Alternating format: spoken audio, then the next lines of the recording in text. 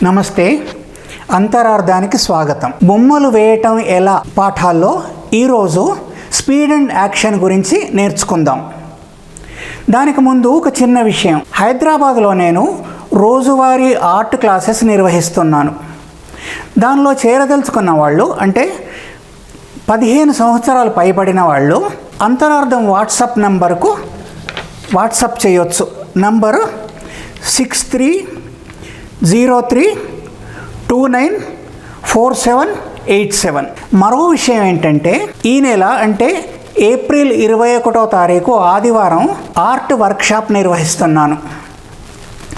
దానిలో పాల్గొనదలిచిన వాళ్ళు, ఉత్సాహం ఉన్నవాళ్ళు, అది 13 సంవత్సరాలు పైబడిన వాళ్ళు ఇదే నెంబర్కు వాట్సాప్ చేయండి. ఇక మనం ఆర్ట్ పాఠాల్లోకి వెళ్దాం. మనం బొమ్మలు ఎలా వేయాలి, ఆ పెన్సిల్తో ఎట్లా వేయాలి, బ్రష్తో ఎలా వేయాలి, కలర్స్ ఎట్లా ఉపయోగించుకోవాలి, అవన్నీ తర్వాతే పాఠాల్లో చెప్తాను. ఇప్పుడు మనం ఏం తీసుకుందామంటే, అబ్జర్వేషన్లో ఇదివరకు మీకు చెప్పాను, కలర్స్ గురించి చెప్పాను నేను, అట్లాగే ఎక్స్ప్రెషన్స్ గురించి కూడా చెప్పాను. ఇప్పుడు అబ్జర్వేషన్ గురించి మాట్లాడినట్టయితే, ఎంత కీన్ అబ్జర్వేషన్ మనకు అవసరం ఉంటుంది అనేది, ఉదాహరణకు మనం ఎద్దు గిట్ట తీసుకున్నట్టయితే ఇట్లా రెండుగా చీలు ఉంటుంది, పైన అటువైపు ఒకటి ఇటువైపు ఒకటి 2 గోళ్ళ లాంటివి ఉంటాయి. కనిపిస్తుంది కదా, ఇది దీన్ని కనిపించేటట్టుగా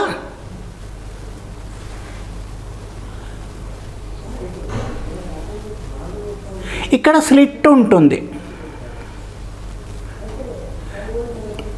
ఎద్దు, గేదె, దున్నపోతు ఇలాంటివి తీసుకున్నట్టయితే ఒంటె కూడా స్లిట్ ఉంటుంది కాళ్ళల్లో. అదే గుర్రానికి, గాడిదకు ఆ స్లిట్ ఉండదు, ఒకటే ఉంటుంది. ఇట్లా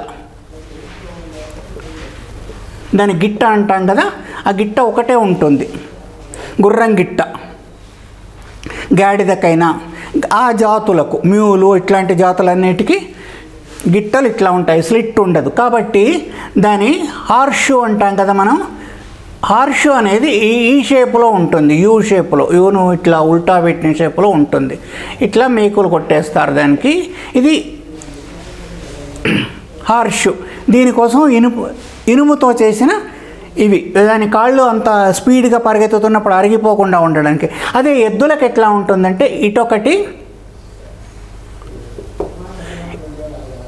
ఇటొకటి ఉంటుంది, తేడా ఉంటుంది. అంటే స్లిట్ ఉంటుంది దానికి మధ్యలో. ఇవి గమనించాలి. దేనికి ఒకటే ఉంటుంది గిట్ట, దేనికి 2గా ఉంటుంది. ఇదివరకు మనం చెప్పుకున్నట్టుగా మాంసాహార జీవులకేమో 5 ఏళ్ళు ఉంటాయి, 5 గోళ్ళు ఉంటాయని చెప్పుకున్నాం ఇదివరకే.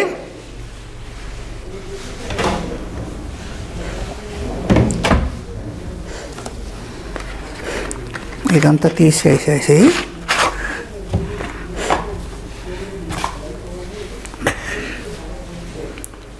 బాగా చూసినట్టయితే మనకు అర్థమవుతుంది. ఇది ఎందుకు చెప్పానంటే, మన ఆబ్జర్వేషన్, ఆర్టిస్ట్ల ఆబ్జర్వేషన్ ఎంత ఉండాలి అనేది. ఇదివరకు కార్నివోరస్, హెర్బివోరస్ గురించి చాలా వివరంగా చెప్పాను కదా. వాటిల్లో భాగంగా ఇది కూడా ఆబ్జర్వేషన్లో ఉంటుంది. ఇప్పుడు మనం కోడి కాలు తీసుకున్నట్టయితే,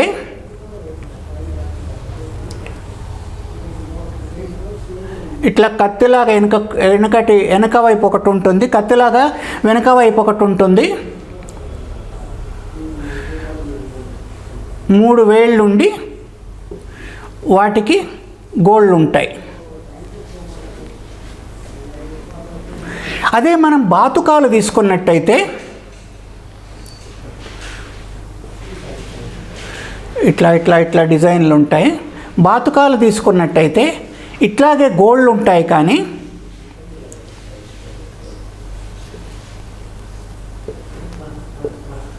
గోళ్ళు అదంతా ఉంటుంది. కానీ ఒక వేలుకు మధ్యలో మళ్ళీ దానికి చర్మం ఉంటుంది.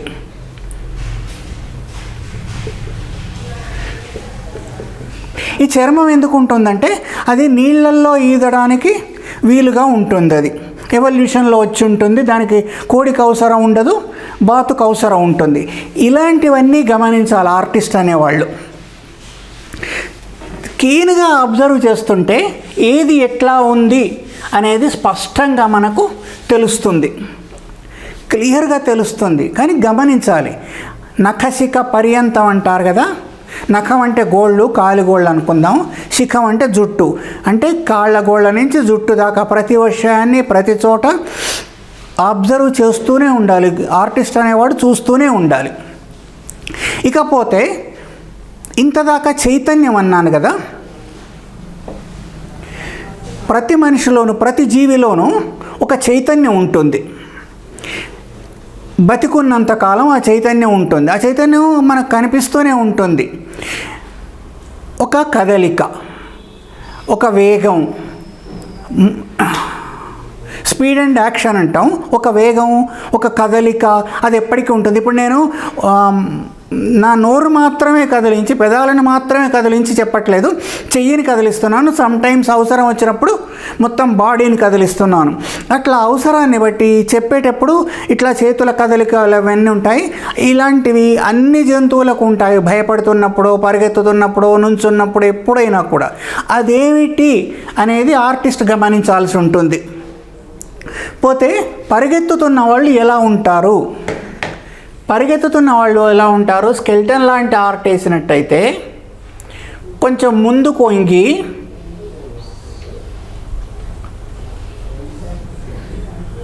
ఇట్లా పరిగెత్తుతారు.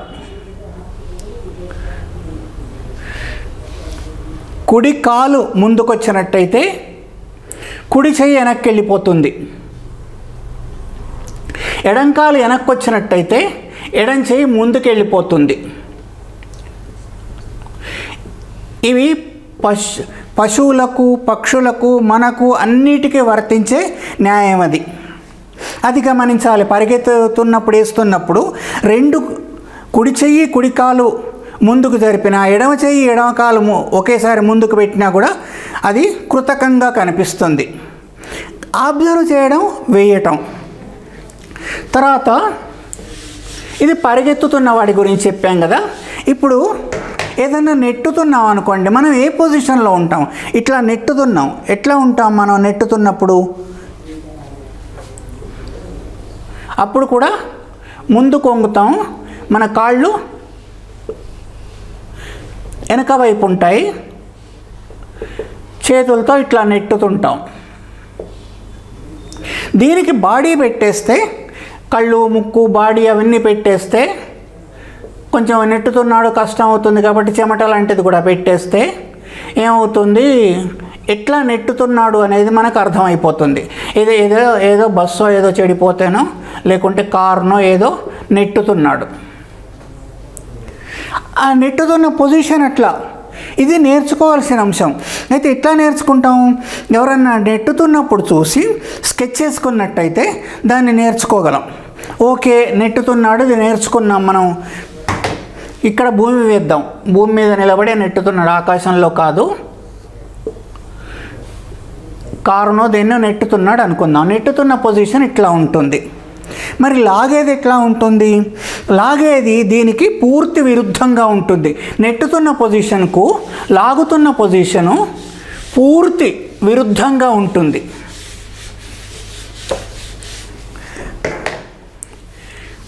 తలకాయ దగ్గర నుంచి వెనక్కి వెళ్ళిపోతుంది. లాగుతారు కదా, తన వైపు లాక్కోవడం.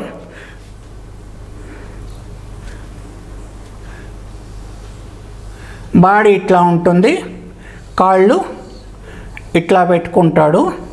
ఇది సపోర్టింగ్గా ఉంటుంది. కాలు, ఒక కాలు సపోర్టింగ్గా ఉంటుంది, ఒక కాలు నెట్టుతున్న లాగుతున్న వైపు ఉంటుంది. చేతులు ఇట్లా పట్టి లాగుతున్నాడు, ఒక తాడు లాగుతున్నాడు అనుకుందాం.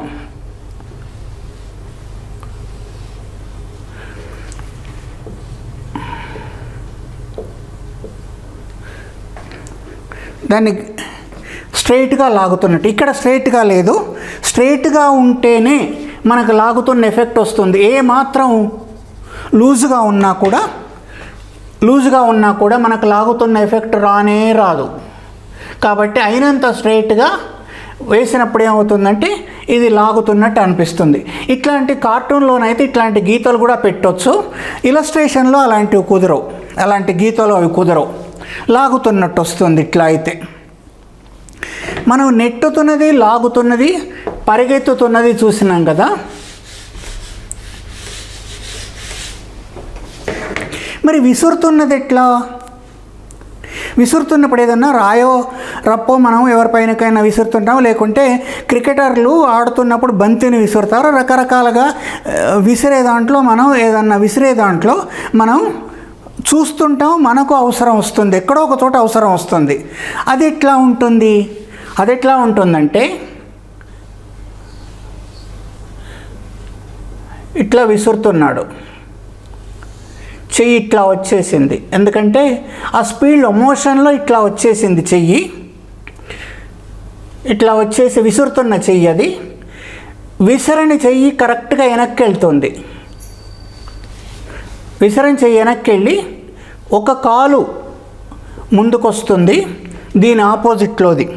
కుడి చేయితో విసురుతున్నట్టయితే ఎడమ కాలు ముందుకు వస్తుంది, కుడి కాలు వెనక్కి వెళ్తుంది విసరడంలో. ఇది బాడీ స్టాటిక్గా ఉన్నా కూడా ముందు కొంగుతుంది. ముందు కొంగి చెయ్యేమో చాలా స్పీడ్గా రువ్వుతేనే, ఇసిరితేనే బాల్ కానీ ఏది కానీ వెళ్ళిపోతుంది. ఈ గీతాలన్నీ గీయాల్సిన అవసరం లేదు, జస్ట్ ఇట్లా ఈ పొజిషన్ వేస్తేనే మనకు విసురుతున్నాడు అనేది తెలుస్తుంది. గుర్తుపెట్టుకోవాల్సింది ఏంటంటే కుడి చేత్తో విసురుతున్నట్టయితే కుడి కాలు వెనక్కి వెళ్తుంది, అది కూడా కాస్త పైకి లేవచ్చు, భూమి పైన కొంచెం పైకి ఉండొచ్చు విసురుతున్నప్పుడు. ఇది గమనించేయడం, ఫొటోస్ చూసేయడం, నిరంతరం ఆ స్పీడ్ని ప్రాక్టీస్ చేస్తే జీవితంలో ఉన్న వేగం, మన కదలికల్లో ఉన్న వేగం అర్థమవుతుంది. చైతన్యం ఉంటుంది కదా, చైతన్యం ఏమిటో అర్థమవుతుంది ఇట్లా చేస్తేనే. తర్వాత వస్తువుల విషయంలో ఎట్లా, ఒకటి పూర్తిగా గుండ్రంగా అంటే రౌండ్గా ఉన్న వస్తువు అంటే బాలును విసిరారనుకుందాం, బాల్ ఒక్కటే కనిపిస్తుంది మనకు, చేతులు కానీ ఏది కనిపించట్లేదు. అప్పుడు ఏం చేయాలంటే కొంచెం ఓవెల్ షేప్ వేయాలి, రౌండ్ కాదు. అది వస్తున్నట్టు కనిపిస్తుంది, సాగుతున్నట్టు. వేగంలో వస్తువులు సాగుతున్న భ్రమ కల్పిస్తాయి. రాకెట్లు కూడా అంతే, అన్నీ అంతే, మనకు ఆ భ్రమ కల్పిస్తాయి. కాబట్టి కొంచెం ఓవెల్ షేప్ వేసినట్టయితే అది ముందుకు వెళ్తున్నట్టు కనిపిస్తుంది.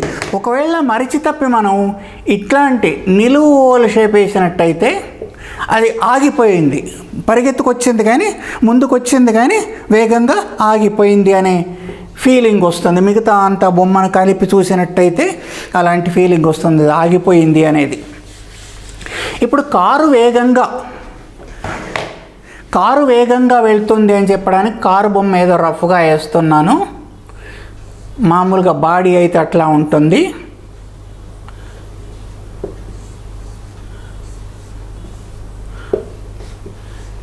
చక్రాలు ఇట్లా పెట్టినట్టయితే అంటే ఓవెల్ షేప్, రౌండ్ కాదు, రౌండే ఉంటాయి చక్రాలు. మనం ఏం చేసినా కూడా అవి ఈ షేపులోకి రావు, వస్తే నడవరాదు.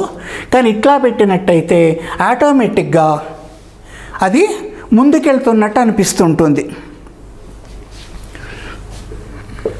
ఇట్లా గీతలు కూడా పెట్టవచ్చు, అంటే ఇటువైపు వెళ్తుంది అనేది తెలుస్తుంది. ఈ చిన్న చిన్న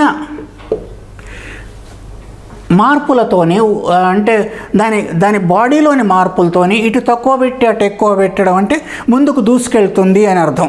వాటితోని మనం ఒక వేగాన్ని, అసలు వేగంగా లేదు ఏమీ లేదు, అక్కడ ఉంది అంతే, కానీ వేగంగా వెళుతుంది అనే భ్రమ కల్పించవచ్చు.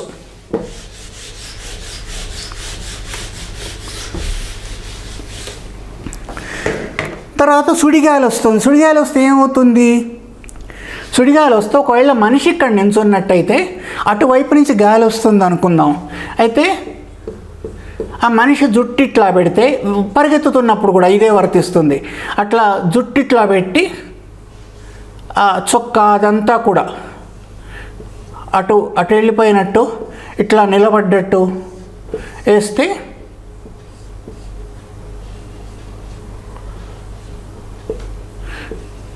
ఇటు నుంచి గాలి వస్తుంది అనే భ్రమ కలుగుతుంది మనకు, గాలిలో ఉన్నాడు అని. మరి గాలిలో మనిషి ఒక్కడే ఉంటాడా? మన చుట్టూ చెట్లు చేమలు అవన్నీ ఉంటాయి కదా.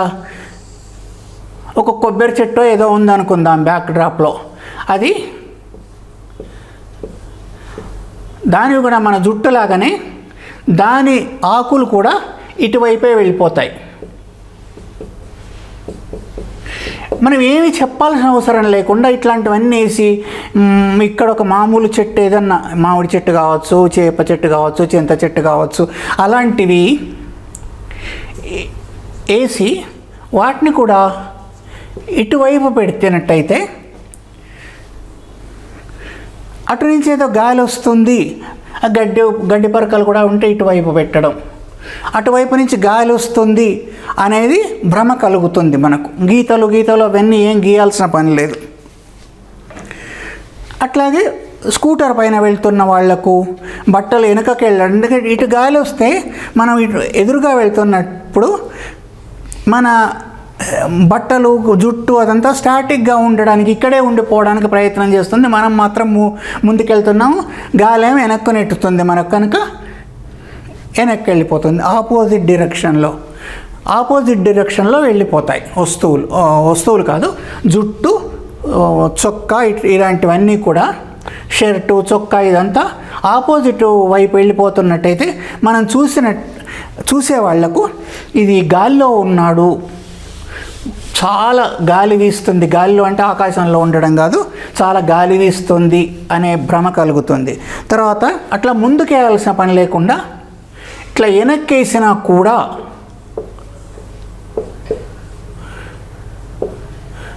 చొక్కా ఇవన్నీ వెనక్కేసినా కూడా బాగా గాలి వీస్తుంది అనేది అర్థమైపోతుంది. షర్టు ఇవన్నీ కూడా వెనక్కేసినా కూడా బాగా గాలి వీస్తుంది. మరి వర్షాన్ని ఎట్లా చూపించవచ్చు?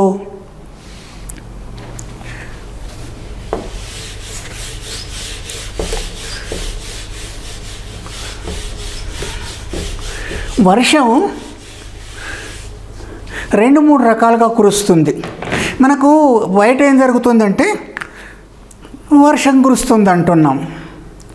వర్షానికి సంస్కృతంలో కూడా చాలా పేర్లు ఉన్నాయి, మన దగ్గర కూడా పేర్లు ఉన్నాయి. జడివాన అని చెప్పి, రాళ్లవాన అని చెప్పి, ముసురు అని చెప్పి, ఇట్లా రకరకాల, పెద్దవాన, కుండపోత, ఇట్లాంటి మాటలన్నీ ఉన్నాయి. అంటే దాని స్థాయిని బట్టి చిన్నగా కురుస్తుందా, బాగా విస్తృతంగా కురుస్తుందా, ఎడతెరిపి లేకుండా కురుస్తుందా, ఇట్లాంటి వాటిని బట్టి వాటికి ఆ పేర్లు వచ్చినాయి. అయితే మరి ఆర్టులో ఎట్లా చూపెట్టాలి దాన్ని? ఇక్కడ ఒక మనిషినో ఏదో పెట్టండి, మిగతా వాటికి అంత వాల్యూ ఉండదు, పెట్టాలని లేదు, కానీ పెడితే ఏమవుతుంది, కొంచెం విలువ వస్తుంది.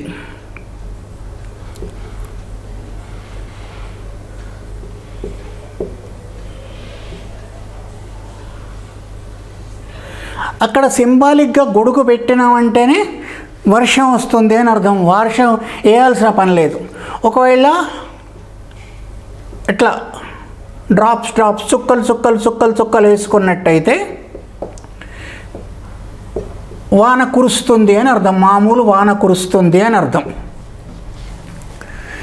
అదే జడివాన అంటే ఏం చేయాలి? బాగా పెద్దగా వాన కురుస్తుందంటే ఈ గొడుగు ఆ పరిస్థితిలో ఉండదు.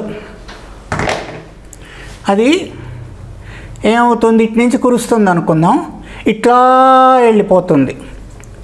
ఈ బట్టలు కూడా అట్లాగే వెళ్ళిపోతాయి. అయితే మనం వాన నుంచి తప్పించుకోవడానికి ఆటోమేటిక్గా మనం వంగిపోతాం, ఇట్లా ముందుకు వంగి చెయ్యి కూడా అడ్డుగా పెట్టుకోవడానికి, తలపైన చెయ్యి కూడా అడ్డు పెట్టుకోవడానికి ట్రై చేస్తాం. ఇట్లా వంగిపోతాం మనం.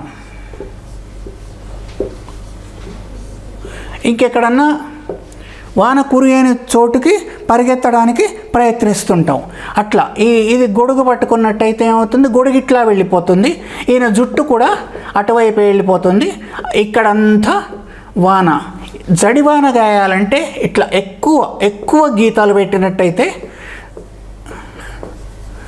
జడివానగా మనకు కనిపిస్తుంది, బాగా ఎక్కువ వర్షం కురుస్తున్నట్టుగా అనిపిస్తుంది.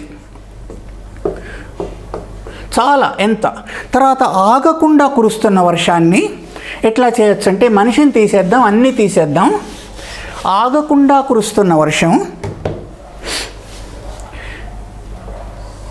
ఇక్కడ ఒక ఇల్లు వేద్దాం, ఇక్కడ పిల్లర్ వేసి అరిగేసి అరుగు మీద ఎవరో కూర్చొని చూస్తున్నారు, నించున్నారు, ఇట్లా కప్పుకొని నించున్నారు. చలి కూడా పెట్టవచ్చు కదా వర్షం వేసినప్పుడు. స్ట్రేట్గా లైన్స్ వేసినట్టయితే ఆకాశాన్ని నుంచి మనకు ఆగకుండా కురుస్తుంది అనే ఫీలింగ్ వస్తుంది.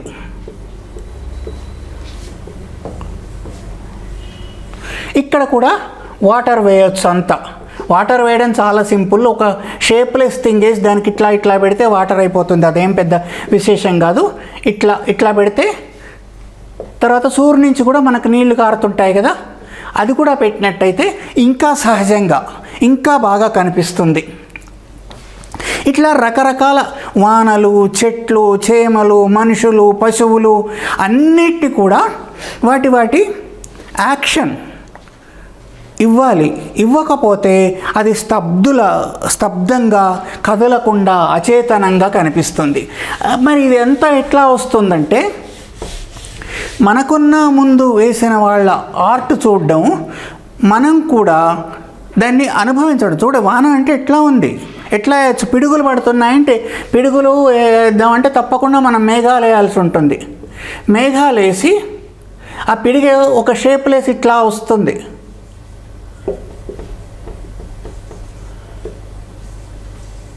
కార్టూన్లలోనైతే ఇట్లా వేస్తారు, మామూలుగానైతే ఇట్లా వస్తుంది. అది వేసి ఎక్కువ లైట్ మనం ఇచ్చినట్టయితే అది పిడుగులు పడుతున్న వాన అనేది అర్థమవుతుంది. ఇట్లా సమస్తమైన విషయాలను పరిశీలిస్తూ పోతే మనం వేగాన్ని, చైతన్యాన్ని, ముఖ్యంగా మనిషిలో కానీ జంతువుల్లో కానీ ఉండే చైతన్యాన్ని, ప్రకృతిలో ఉండే వేగాన్ని ఈజీగా ఆకళింపు చేసి అర్థం చేసుకొని చిత్రించగలం. మరోసారి మరిన్ని విశేషాలు. ఈ వీడియో సాంతం చూసినందుకు ధన్యవాదాలు.